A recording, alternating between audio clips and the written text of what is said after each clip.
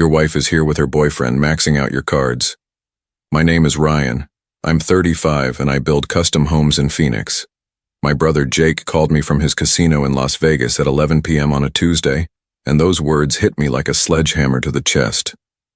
What are you talking about? I said, setting down my coffee. Lauren's in Portland on a business trip. She left this morning. Jake's voice got quieter. Ryan, I'm looking at her right now. She's at the blackjack table with some guy in a suit. Been here 3 hours, just charged $2,000 to room service on your platinum card. I walked to the kitchen window and stared out at nothing. Lauren's car wasn't in the driveway, but that made sense. She'd taken it to the airport. Her flight was at 9 a.m. to Portland for her quarterly sales conference. You sure it's her? I asked. Same blonde hair, same laugh, same wedding ring you showed me pictures of. Jake paused. Ryan, she's not acting like someone on business. She's all over this guy. I sat down hard in my kitchen chair. 3 years married, 5 years together before that. Lauren worked as a financial advisor at Kelmore and Associates downtown. Made good money. Never asked me for anything. Paid her half of everything. Maybe you're wrong, I said. I ran the credit card number through our system. It's yours. She's been charging meals, drinks, shows. The guy with her paid for the hotel room, but everything else is going on your accounts. My chest felt tight. What's he look like? Tall, dark hair, maybe 40, expensive watch. They're laughing like old friends. I hung up and called Lauren's cell. Straight to voicemail. I tried again. Same thing.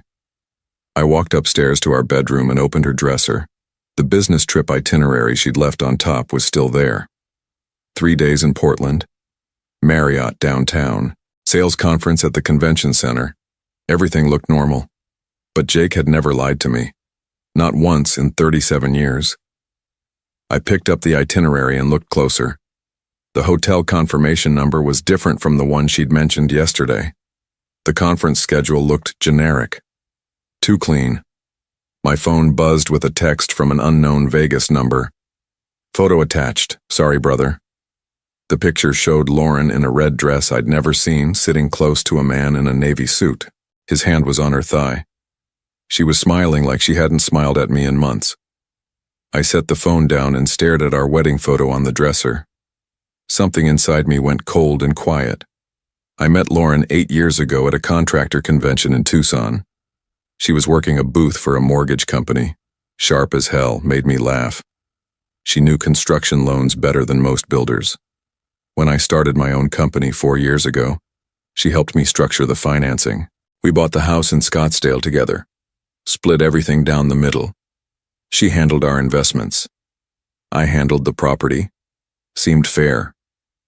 Lauren traveled for work maybe once a month. Sometimes Phoenix to Tucson. Sometimes longer trips to California or Colorado. Regional sales meetings, she called them. Always came back tired but happy. Always had stories about boring presentations and bad hotel food. Looking back, there were things. She'd started dressing better for these trips. New clothes, expensive makeup. Said her company was pushing for a more professional image. I believed her. She'd become protective of her phone. Used to leave it on the counter when she showered. Now it went everywhere with her. Password protected. Sex had become scheduled. Predictable. Like she was checking a box. 3 months ago, she'd mentioned wanting to take a trip to Las Vegas. For fun, she said. We never do anything exciting. I'd suggested we go together, but she said she needed some girl time. Maybe with her sister. That trip never happened. Or so I thought. Now I was wondering how many business trips had actually been Las Vegas weekends. I pulled up our joint credit card statements online.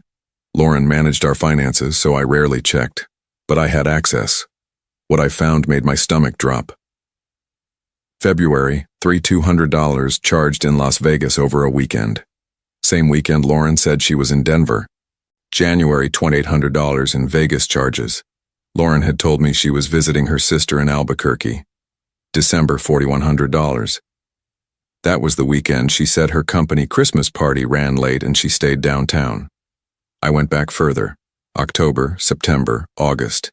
Every month for the past 8 months there were Las Vegas charges during Lauren's supposed business trips. Hotel rooms, restaurants, shows, shops, all on cards with my name on them. I called Jake back. "I need your help," I said. "What do you need?" "I want to know everything, every time she's been there, every dollar spent, every person she's been with." Jake was quiet for a moment. "You sure you want to go down this road?" "She's been lying to me for 8 months. Using my money to fund it, yeah, I'm sure." "All right," Jake said, "I'll make some calls. Casino surveillance keeps everything. Financial records too. Give me 2 days." I hung up and went to bed alone, staring at the ceiling until dawn. Jake called back Thursday evening. "You need to sit down," he said. I was in my workshop behind the house, sanding cabinet doors for a client's kitchen. I set down the orbital sander and leaned against my workbench. "Tell me." "Her name's in our system going back 10 months, always with the same guy, Trevor Phillips. He's a regular high roller from California, owns a construction equipment company." 10 months. Before we'd even talked about marriage problems. Trevor stays in our presidential suites. Lauren gets her own room, but they're always connecting. She uses your cards for everything except the hotel room. He covers that. I closed my eyes. How much? Total? Over $47,000. $47,000, nearly half a year's profit from my business. "There's more," Jake said. "I talked to our head of security. Guy named Dennis. He's been watching high roller activity for 15 years. Says Lauren and Trevor act like an established couple. Comfortable. Routine." "Routine how?" "They have favorite restaurants, favorite shows. She has a regular hair appointment at the spa. They play the same blackjack table. The dealers know them." I sat down on my workshop stool. My legs felt weak. "Jake, I need all of it. Every receipt, every surveillance photo, every detail." "Ryan, what are you thinking?" "I'm thinking my wife has been stealing from me to fund an affair for 10 months. I'm thinking she lies to my face every time she walks out the door. I'm thinking she comes home and sleeps next to me after spending my money on another man." My voice was getting louder, but I couldn't stop. "I'm thinking she's probably been laughing about what a fool I am, planning to take half of everything I've built when she finally decides to leave." "Easy, brother." "No." I stood up. "Not easy. She wants to play games with my money, with my trust. Fine, but she's going to learn that I'm not as stupid as she thinks." Jake was quiet for a moment. "What do you need from me?" "Everything you can get. I want a complete record of every time she's been there, every dollar spent, every lie she told me. And I want it documented so well that no lawyer, no judge, no divorce court can question it. That's going to be a lot of evidence." "Good. Because when I'm done, she's going to know exactly what it feels like to have someone you trust destroy everything you thought was real." I looked around my workshop. Tools I'd bought with money she'd been stealing. Projects I'd been working on while she was in bed with another man. "Can you do it, Jake?" "Yeah, I can do it. Give me a week." "One more thing. She can't know. Not yet." "Understood." I hung up and went back to sanding, but my hands were shaking too much to do clean work. Lauren came home Friday afternoon with a smile and a gift bag.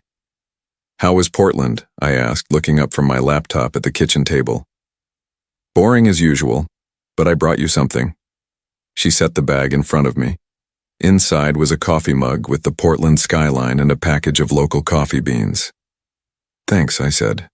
"How was the hotel?" "Fine. Nothing special. You know how these business places are." I nodded and pulled up the credit card statement on my laptop. While she unpacked her suitcase upstairs, I scrolled through the charges from her trip. Las Vegas, Nevada. Wednesday through Friday. Dinner at a steakhouse, $340.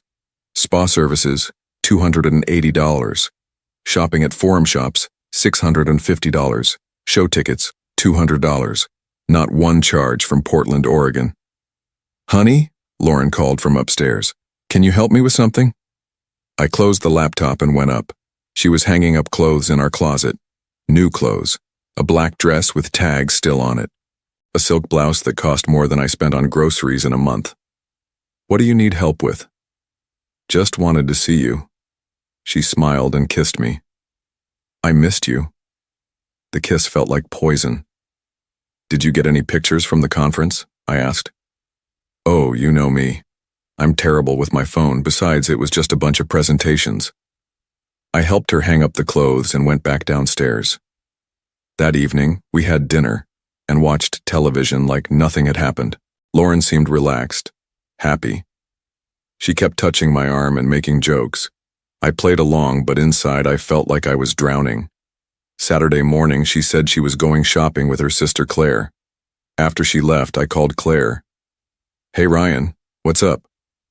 Just wondering if you and Lauren had fun shopping today. Silence. Shopping? Ryan, I haven't talked to Lauren in 3 weeks. Is everything okay? My chest tightened. Yeah. Sorry, I must have misunderstood. She said she was meeting a friend. I thought she meant you. No, definitely not me. But tell her to call me. We need to catch up. Another lie. Even her Saturday plans were fake. I called Jake. The surveillance footage is better than I hoped, he said. Our cameras cover everything. The casino floor, restaurants, elevators, even the parking garage. I've got her on video with Trevor for 3 straight days. Can you send me samples? Already done. Check your email. I opened the files Jake sent. High-definition video of Lauren at a blackjack table, Trevor's arm around her waist. Another clip of them kissing in an elevator. A third showing them entering a hotel room together. In every frame, she looked happier than she'd looked at home in months. My phone buzzed with a text from Lauren. Shopping is taking longer than expected. Won't be home until dinner. Love you. I stared at the text, then at the surveillance footage of her in bed with another man. That's when I decided to stop playing defense. I called Jake back. Change of plans. I don't just want evidence. I want to catch her in the act. What do you mean? She thinks she's smarter than me. Thinks I'm just some dumb contractor who doesn't pay attention. I want her to know that I know everything. And I want Trevor to be standing right next to her when it happens. How? Next time she plans a trip, you're going to help me be there. With cameras, with witnesses, with everything I need to make sure she can never lie her way out of it. Jake was quiet. That's pretty intense, Ryan. She's been intense for 10 months. It's my turn. That night, Lauren came home with shopping bags full of clothes she claimed were on sale. Designer jeans that cost $300. A handbag worth more than my truck payment. Where did you get the money for all this? I asked. I've been saving up. Besides, I deserve something nice once in a while. She'd been saving up my money, my credit cards, my trust. You're right, I said. You deserve everything you've earned. She smiled and kissed me goodnight. I lay awake planning her downfall. Jake's full report arrived by email Tuesday morning. 53 pages of documentation, credit card records, surveillance photos, hotel registration logs, and witness statements from casino employees. The scope of Lauren's deception was breathtaking. She'd been using multiple credit cards tied to my accounts, cards I'd never seen. She'd called the bank, claimed she needed additional cards for business expenses, and had them sent to her office address. The spending went beyond what I'd discovered. Private dining rooms, luxury shopping sprees, couples spa treatments. She'd even charged jewelry for Trevor. A $2,800 watch with an engraving. To my love, always. But the worst part was reading the casino staff interviews. The blackjack dealer knew them as Mr. and Mrs. Phillips. Lauren had been introducing herself as Trevor's wife for months. The restaurant hostess described them as one of our favorite couples who visited monthly and always requested the same corner table. The concierge remembered Lauren asking about anniversary packages and romantic surprises for her husband. She hadn't just been having an affair. She'd been living an alternate life. I found Trevor's business information online. Phillips Heavy Equipment, based in Los Angeles. Married to a woman named Jessica. 2 kids. Big house in Manhattan Beach. His company's website showed him at industry events, usually with Jessica by his side. The perfect family man. I wondered if Jessica knew her husband was spending weekends in Vegas with another man's wife using another man's money. I called Jake. I want to expand the plan, I said. Expand how? Trevor's married. His wife doesn't know about Lauren any more than I knew about Trevor. I think she deserves the truth too. Ryan, are you sure you want to drag more people into this? Trevor dragged his wife into this the day he decided to screw mine. She just doesn't know it yet. I pulled up Jessica Phillips's social media profiles. She worked as a pediatric nurse, posted photos of her kids at soccer games and dance recitals, shared articles about family recipes and marriage advice. She looked like a good person married to a liar.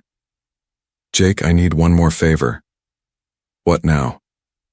I need to know Trevor's schedule, when he's planning to be in Vegas next. And I need to know if Lauren has booked another trip. Jake called back an hour later. Trevor has a standing reservation the last weekend of every month, presidential suite Thursday through Sunday. Next one is in 10 days. And Lauren? No reservation yet, but based on the pattern, she'll book something this week. I was right. Wednesday evening, Lauren mentioned another business trip. Regional sales meeting in Denver, she said over dinner. Same weekend as last month. I'll probably leave Thursday afternoon, be back Sunday night. Denver again? Didn't you just go there? It's quarterly now. New company policy. She was getting sloppy with her lies. Or maybe she just didn't think I was paying attention anymore. Will you miss me? She asked, reaching across the table to touch my hand. Of course, I said. I always miss you when you're gone. She smiled. I miss you too. That night, while Lauren slept, I finalized my plan. I would fly to Las Vegas Thursday morning. Jake would arrange for me to have a room with a view of the casino floor. I would document everything with my own cameras in addition to the casino surveillance. And when I had enough evidence to destroy any credibility she might claim, I would confront both of them together. But first I had a phone call to make to Los Angeles. Jessica Phillips deserved to know what kind of man she'd married, and what kind of woman was helping him betray her. Thursday morning, Lauren kissed me goodbye and promised to call when she landed in Denver. I waited until her car disappeared around the corner, then loaded my truck with 2 suitcases and drove to Phoenix Sky Harbor Airport. Jake met me at McCarran Airport in Las Vegas at 2 p.m. You sure about this? He asked as we walked through the terminal. More sure than I've been about anything in years. Jake had arranged for me to stay in a suite with a direct view of the main casino floor, professional-grade cameras with telephoto lenses, recording equipment, a laptop connected to the casino's wireless network. Dennis is coordinating with surveillance, Jake said. Whatever we capture, it'll be backed up by official casino footage. At 4 p.m., I called Lauren's cell phone. Hi, honey. Just landed in Denver. The weather here is awful. Through my window, I could see her walking across the casino floor toward the elevator bank. She wore the black dress I'd seen her hang up the week before. How's the hotel? I asked. You know, same as always. But the conference doesn't start until tomorrow, so I'm just going to order room service and get to bed early. She stepped into an elevator with a tall man in a navy suit. Trevor Phillips. That sounds smart. Get some rest. I will. I love you, Ryan. Love you too. I hung up and started recording. Over the next 3 hours, I documented everything. Lauren and Trevor at dinner, holding hands across the table. Lauren laughing at his jokes. Trevor feeding her dessert. Both of them signing the check with my credit card. They moved to the casino floor afterward. Lauren sat on Trevor's lap while he played poker. She kissed his neck when he won a hand. They looked like honeymooners. At 10 p.m., I called Jessica Phillips in Los Angeles. Hello? Mrs. Phillips, my name is Ryan Davies. I'm calling about your husband, Trevor. Silence. Is he okay? Has something happened? He's fine. But there's something you need to know. Your husband is in Las Vegas with my wife. They've been having an affair for 10 months. That's impossible. Trevor's at a business conference in Phoenix. Mrs. Phillips, I'm looking at him right now. He's at the Bellagio with my wife, Lauren. They're registered in the presidential suite under his name. I heard her breathing change. You're lying. I wish I was. I can send you proof if you want to see it. What kind of proof? Surveillance footage, Credit card records, hotel receipts, photos. She was crying now. How long have you known? I found out a week ago. I'm here to confront them both. I can't believe this. We have children.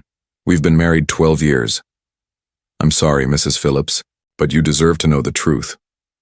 What are you going to do?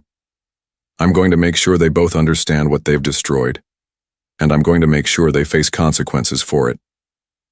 She was quiet for a long time. Can you send me that proof? Yes. What's your email address? After I hung up, I sent Jessica the complete file Jake had prepared, 40 pages of documentation showing her husband's double life. Then I called the front desk. This is Ryan Davies in Suite 4712. I need to send a message to Trevor Phillips in the presidential suite. Tell him his wife Jessica is trying to reach him. It's urgent. 5 minutes later, I watched Trevor check his phone at the blackjack table. His face went white. He grabbed Lauren's arm and whispered something in her ear. They both looked panicked. Phase 2 was about to begin. I waited until they returned to their suite, then went to the elevator. Jake had given me a master key card. Technically, for security purposes, he'd said, but what you do with it is your business. I knocked on the door at 11 p.m. Room service, I called. Trevor opened the door wearing a hotel bathrobe. His face went from confusion to terror when he saw me. Hello, Trevor, I said. We need to talk. I pushed past him into the suite. Lauren was sitting on the couch in a silk nightgown, a glass of champagne in her hand. When she saw me, the glass slipped from her fingers and shattered on the marble floor. Ryan, how was Denver? I asked, setting a manila folder on the coffee table. Lauren's mouth opened and closed like a fish. No words came out. Trevor found his voice first. Look, man, I can explain. You can explain how you've been screwing my wife for 10 months while she spends my money? I'd love to hear that explanation. I opened the folder. Surveillance photos spilled across the table. Credit card statements, hotel receipts, all of it.